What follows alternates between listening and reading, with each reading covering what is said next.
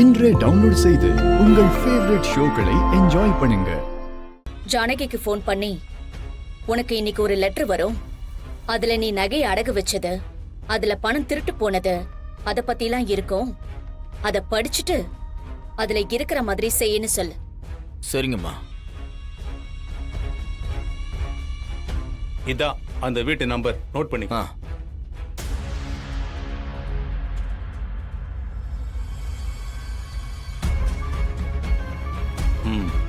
ஏம்மா, ஜானகி போன் எடுக்காம வேற யாராவது எடுத்தா என்னமா பண்றது?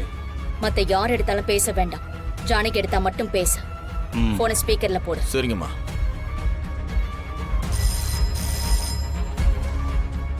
அண்ணா அண்ணா, ரொம்ப நாளா ஒரு கணக்கு ஒன்று விடுபட்டுருக்குன்னு சொல்லிட்டு இருந்தேன்ல, இந்த பாருங்கண்ணே, முந்திரி தோப்புல இருந்து வந்த பணம் எல்லாம் நம்ம ராமசாமிகிட்ட தானே கொடுத்துருக்கேன். இதை பாருங்கண்ணே, எழுதியிருக்கேன் பாருங்கண்ணே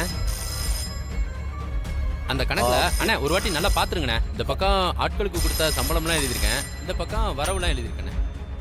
ஹலோ. ஏய், ஜானகி தான் போன் எடுத்தா. பேசு பேசு பேசு. வணக்கம்மா. என்ன யாருன்னு தெரியுதாம்மா? ஹலோ, யாருங்க? அதான் உங்ககிட்ட இருந்து 10 லட்சத்தை திருடிட்டு போனல்ல, அவன் தான் பேசுறேன்.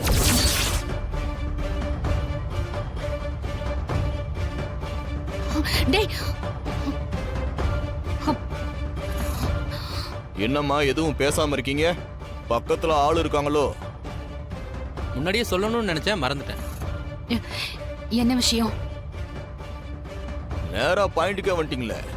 உங்க வீட்டுக்கு உங்க பேர்ல ஒரு லெட்டர் வரும், அது மத்த யாரு கைக்கும் போகாம பாத்துக்கணும்.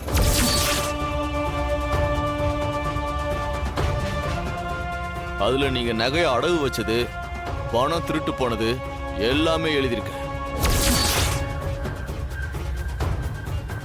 அந்த லெட்டரை படிச்சுட்டு அதுல இருக்கிற மாதிரி நடந்துக்கங்க. மிச்சத்தை நேர்ல சொல்றேன்.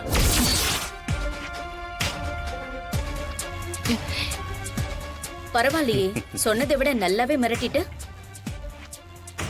இப்ப அந்த லெட்டர் வேற யாரு கைக்கும் போகாது. அத படிச்சுட்டு ஜானகி நம்ம சொன்ன இடத்துக்கு வந்துருவலாமா? அவளுக்கு அந்த பணம் வேணும்னா வந்துதானே ஆகணும். கண்டிப்பா வருவா.